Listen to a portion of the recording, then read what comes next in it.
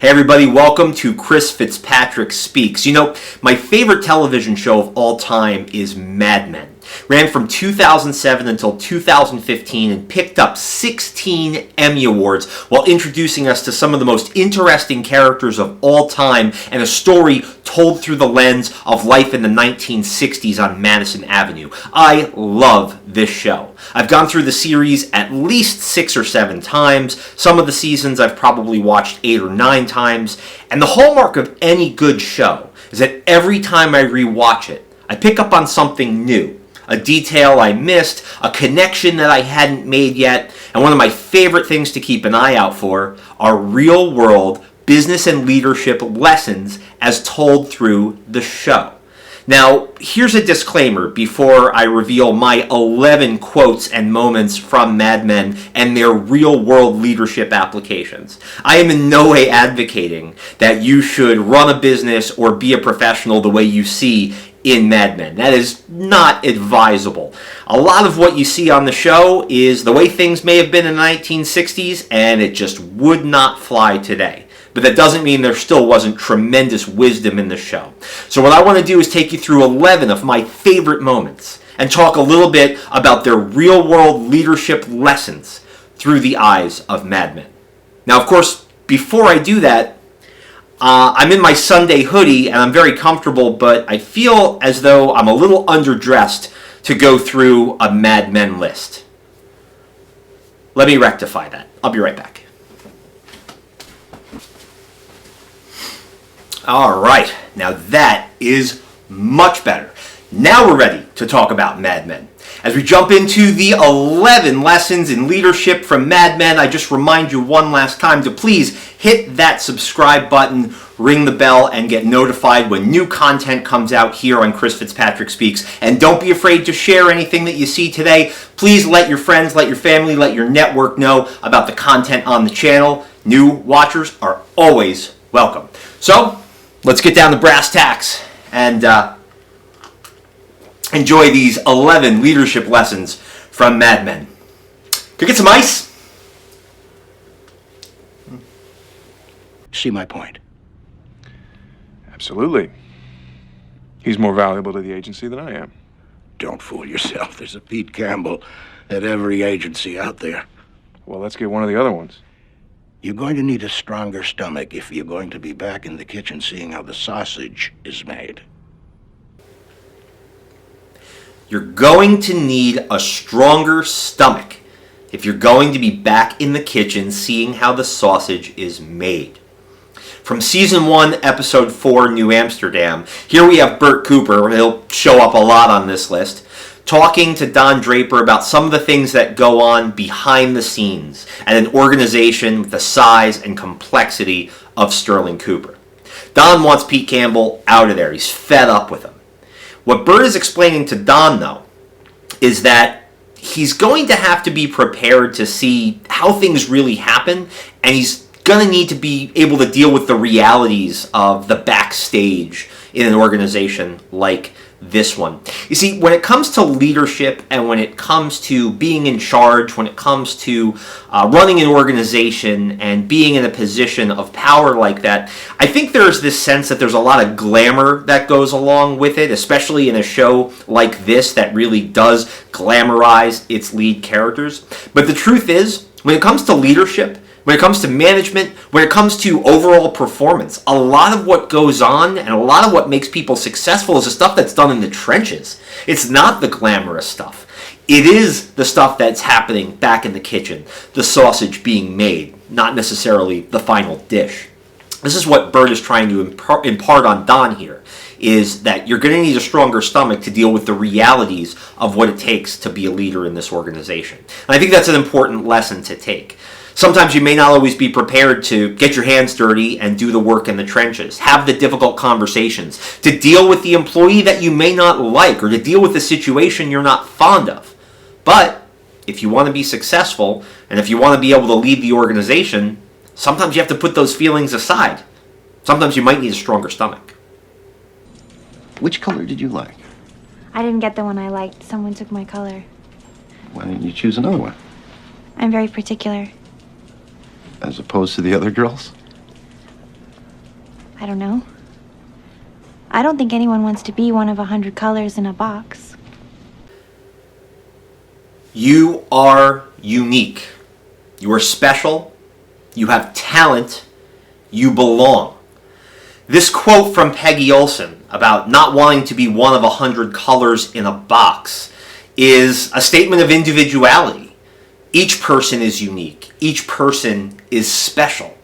This is the quote and this is the conversation that really launches Peggy into the eyes of the leaders of the organization as having talent as a copywriter and what sets her career on a really impressive trajectory.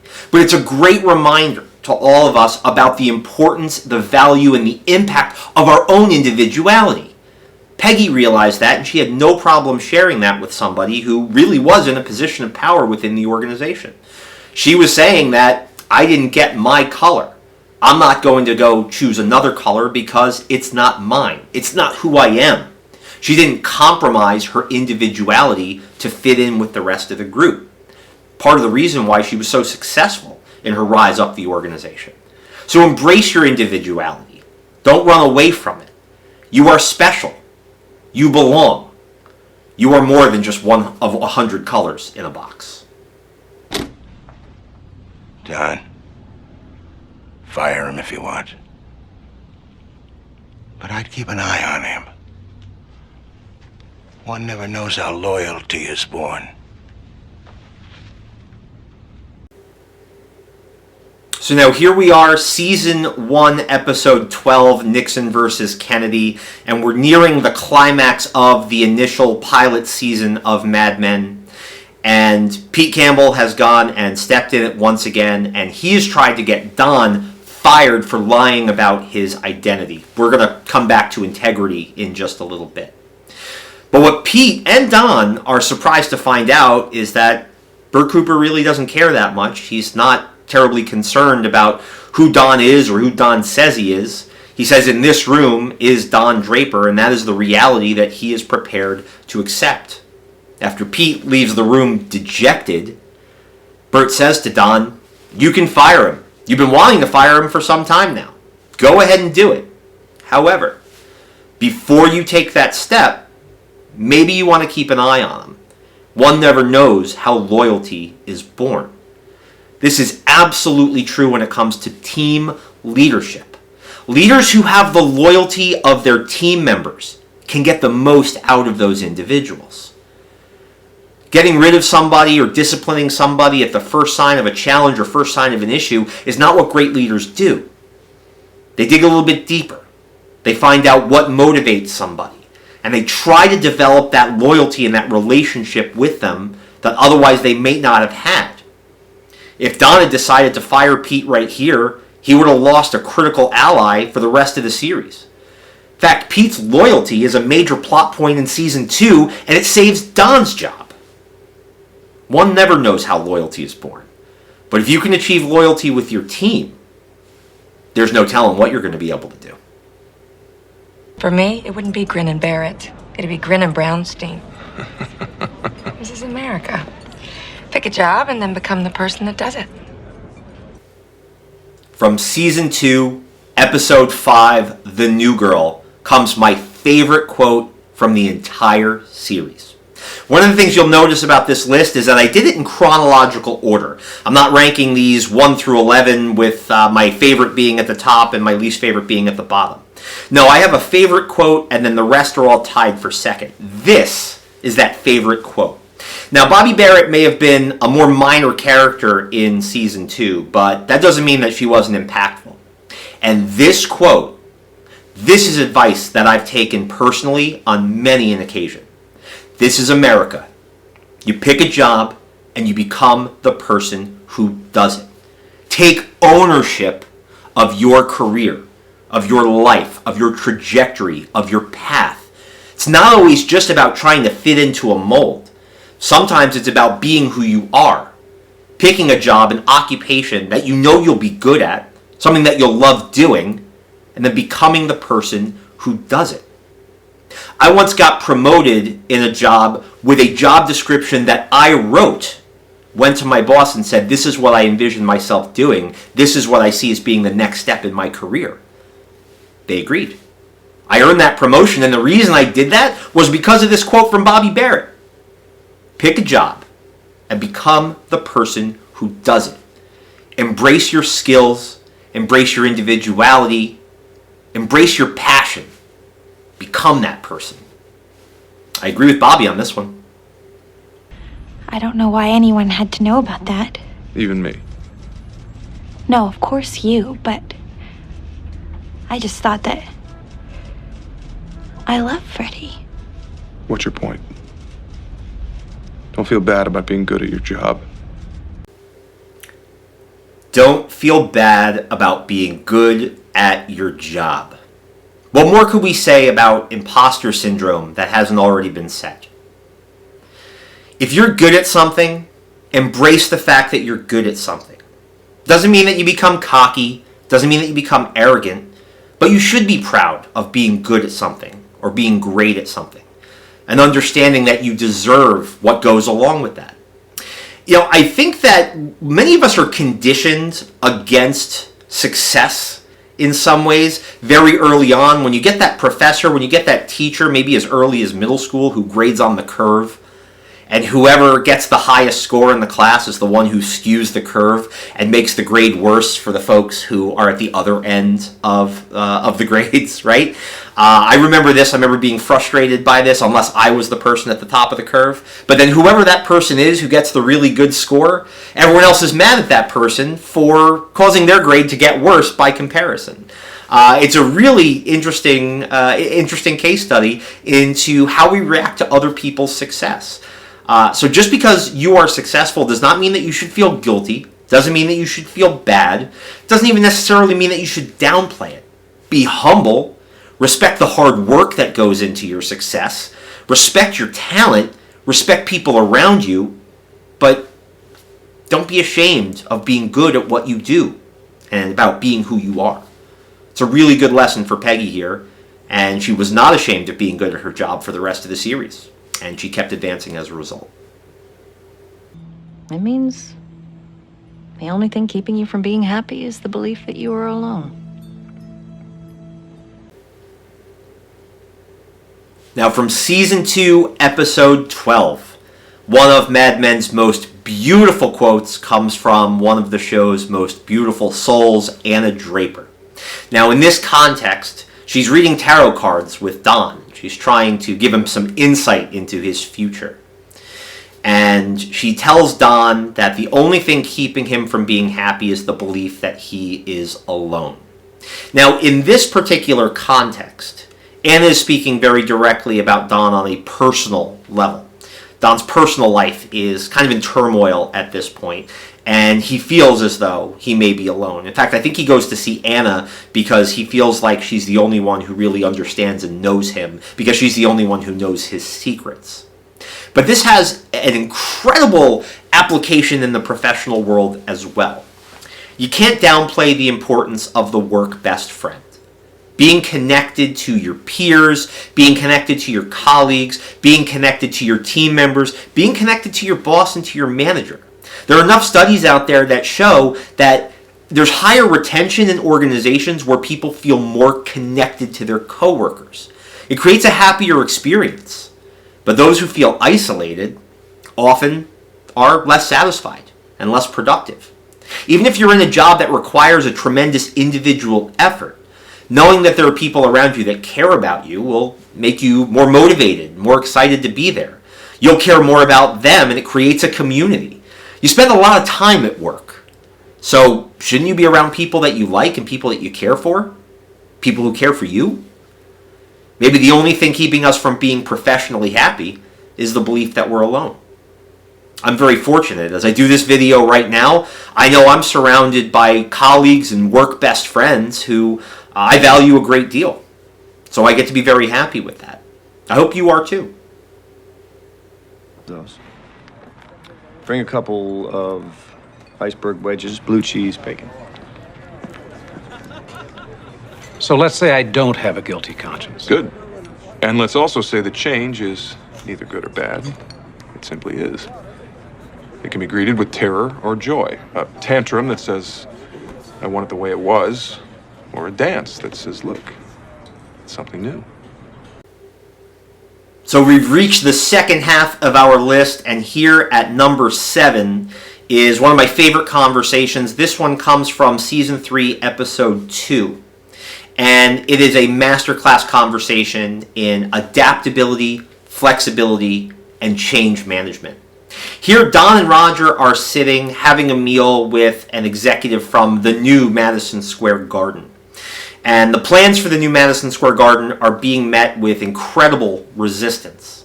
And what Don is doing is he's reframing the conversation and talking about change management, not from a point of view of good or bad, but inevitability. When it comes to change management, it can be scary. Change happens, and it can take people out of their comfort zones. Some people embrace change, and they look at it as an opportunity to move forward and to do something new, and that's a great attitude to have. Some people just go with the flow and go along with the change, and that's fine. Some people get very upset and very stressed out by the change, and they don't want to go along with it. And then worse still are the folks who actively try to work against the change and swim against that current. Your mindset when it comes to situations of change speaks volumes about your adaptability and your flexibility. It doesn't always mean that all change ends up working out for the better, but the idea that everything is going to stay the same and that we're going to get to stay in these complacent comfort zones all the time is just not realistic. Change is inevitable. It's like a force of nature. It's like the wind or the water or fire. It's going to happen. So, your mindset is going to determine how well you do in situations of change. And if you're in a leadership position, well, change leadership means making sure that you take care of the people around you and help them understand the change and get the most out of it. The better you are in times of change and in times of crisis, the more adaptable you'll be seen as in your organization. And that's a good thing. That's what Don was trying to tell us here. Am I being taken off the account? I'm gonna have to pretend I had you killed. Sales are flat. I had to do something. I don't know if anyone's ever told you that half the time this business comes down to I don't like that guy. Okay, I lied. I have a second favorite quote on this list, and it's this one. This is from Season 3, Episode 5, The Fog.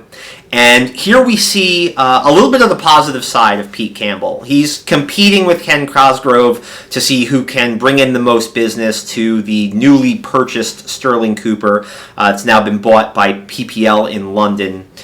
And unfortunately for Pete, his pitch of a more progressive direction to Admiral Television, trying to get them to embrace a more diverse demographic, has had the opposite effect. Not only do they not want to do it, but they're so far against the idea that they demand that Pete be removed from the business. And here, Bert, Lane, and Roger are excoriating Pete for the relationship damage he's done to Admiral TV, even though he believes he was doing the right thing. And I think history shows he probably was. But Roger does make a really important point about the value and the impact of relationships in business, in work, in anything that we do. And this is personal and professional, right? Your relationships are key. They're critical. Numbers mean a lot, logistics mean a lot, products mean a lot, but at the end of the day, people mean everything. Without people, without relationships, there is no business. And Roger drives this point home. Half the time this business comes down to, I don't like that guy. So, working on our relationships, being likable, tapping into whatever our charisma is, or whatever it is about us that's likable, that can be a pathway to success. As a matter of fact, one of the greatest books ever written on this topic, it's been a bestseller for decades, is Dale Carnegie's How to Win Friends and Influence People. Influence is often given a negative connotation, but a lot of times influence is just working with a relationship with another person in order to find a desired outcome. This is what Roger was trying to explain to Pete. And this is a great lesson for Pete to learn, and a great lesson for all of us to learn as well. Marks the passage of time. It's painful, I imagine. I didn't get to where I am by dwelling in the past.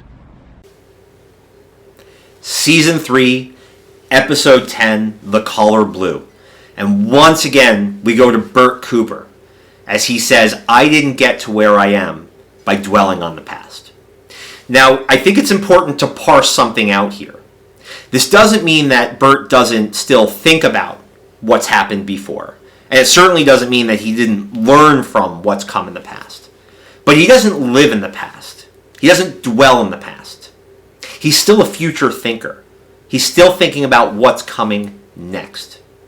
In this case, Bert is trying to get out of going to Sterling Cooper's anniversary party, and Lane is trying to get him to change his mind for the sort of the quiet mission of trying to attract buyers, since at this point Sterling Cooper is for sale and PPL is trying to ratchet up the price. But Bert doesn't know that. And in this conversation, Lane is trying to convince him to attend the party. And Bert drops this nugget of wisdom. There are a lot of organizations in history that stumbled and fell because they were so fixated on what was past that they couldn't see the future. Blockbuster comes up a lot in these case studies because they couldn't see what Netflix and what streaming was going to become. BlackBerry certainly comes up a lot with the original BlackBerry technology and how that was supplanted by now what our smartphones do. Focusing on the past or getting into that comfort zone, that can work against us a great deal. And being a future thinker is a lot, it goes a long way to helping us set ourselves up for success. And I think Bert Cooper understands that, and that's what he's trying to explain here to Lane. I'm not living in what's already happened. I'm looking at what's going to happen in the future. It's my lead. Wasn't Roger in the service with Henry Lamont? Did you do any rowing? You rowed? I was a coxswain. The boat moves because everyone pulls in the same direction. I'm not supposed to worry about Roger. I'm supposed to worry about other agencies. You shouldn't be worried at all. Business is stable. Stable is that step backwards between successful and failing. So for number 10, we leap forward from Season 3 to Season 5. This is the Season 5 debut, Episode 1, A Little Kiss, Part 1. And here you have Ken Cosgrove and Pete Campbell having a conversation. And Pete really drops 2 leadership lessons in this clip here in a very short period of time. First of all, he talks about rowing, which at the outset may seem a little odd. And he explains to Ken that he was a coxswain and that he was part of a crew team. And he explains the value of everybody rowing in the same direction. And the coxswain is the navigator, it's the person who steers the boat. And this is somebody who takes a leadership role on the crew team to make sure that everybody is rowing in sync. So that's a really important leadership role on that team. And this is what Pete did, and he explains this to Ken a little bit. If you've watched Chris Fitzpatrick Speaks videos in the past, you know that there's a book I like to reference from time to time about rowing and about the lessons of leadership and organizational effectiveness through the metaphor of rowing, and that's called The Boys in the Boat. In fact, it was recently made into a movie directed by George Clooney, but the book itself is an outstanding read. I highly recommend it. And it does talk about the importance of teamwork and people being unified and moving in a unified direction. This is the importance of mission, vision, and values to get everybody moving in the same direction. But then Pete talks about stability. Ken is trying to calm Pete down and say, no, things are good, things are stable, we're doing fine. And Pete rejects that idea flat out. And he says that stable is that step backwards between successful and failing. Here we see Pete's ambition. That's the lesson here. Ambition is the constant belief that we can continue to improve and get better. This means that continue to innovate. As humans, we can constantly innovate. We can constantly improve our skills. Being lifelong learners is how we can continue to move forward and not stagnate. Because the way things move forward, the way technology moves forward, the way business moves forward, the way people move forward, if you're stagnant, you're actually moving backwards because everybody else is moving ahead, leaving you behind.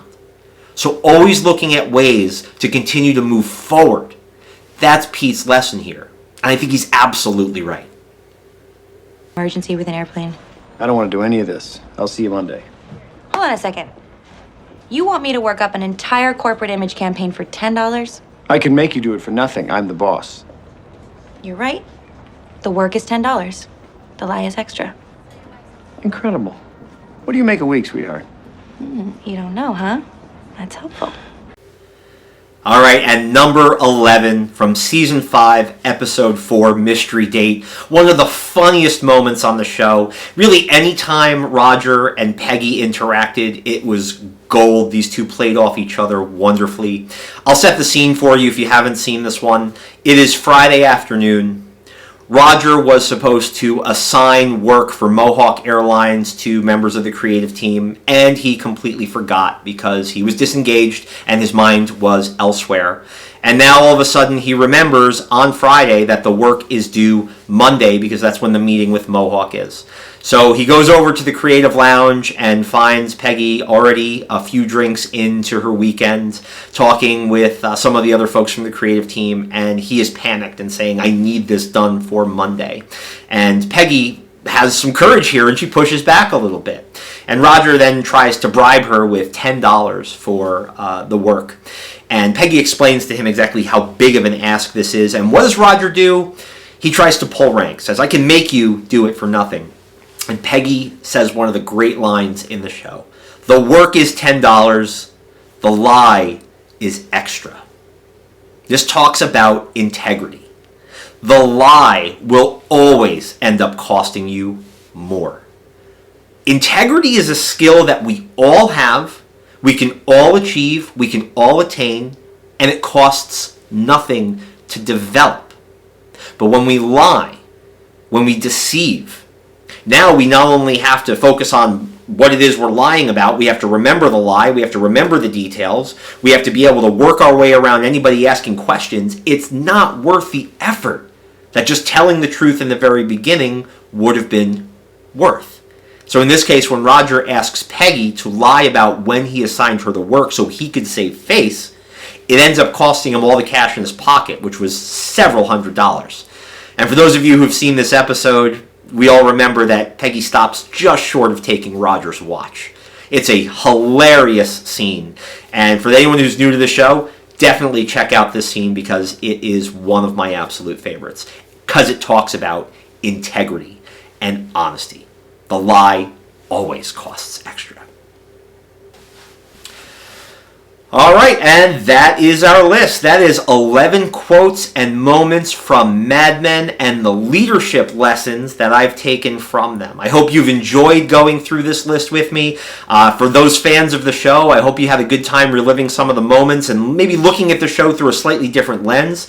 If you're new to the world of Mad Men, I highly recommend it. You can check it out on AMC and AMC Plus and anywhere. It's on streaming and you can buy the DVDs. There are so many ways to get the show. But if you've never seen it before, I highly recommend it. It is a phenomenal piece of work and also a great place to get some fun business lessons from. So I appreciate you coming by. Once again, if you want to check out more content on Chris Fitzpatrick Speaks, do me a favor, subscribe to the channel, hit the bell so you're notified when new content comes out, share this with your networks. And if there's a topic I haven't covered here that you would like me to cover, if there's a question you'd like me to answer here on the channel, please send those questions my way. Because as they say, if you don't like what they're saying, change the conversation. If you enjoyed some of these quotes, please let me know which were your favorites down in the comment section. And if a quote that you love or a leadership lesson that you really value was not part of this video, put those in the comment section too, and let's keep the conversation going. I appreciate it. I'll see you again real soon on Chris Fitzpatrick Speaks. It's iced tea. Don't worry. And thank you once again for spending some time with me.